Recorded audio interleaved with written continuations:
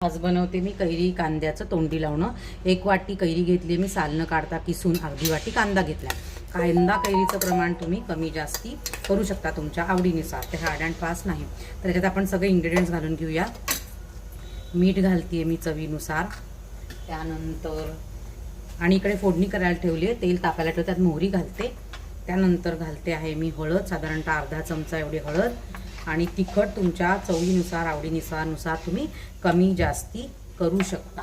त्यानंतर घालूया आपण चवीनुसार साखर।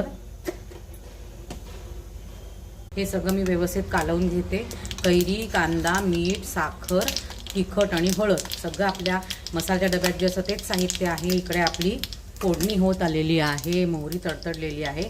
आपण हिंग घालू, याला हिंग छान लागतो खूप। आणि ही फोडणी आपण घालून घेतली आहे मी याच्यावरती। छान कालवून आपलं तोंडी लावणं तयार आहे।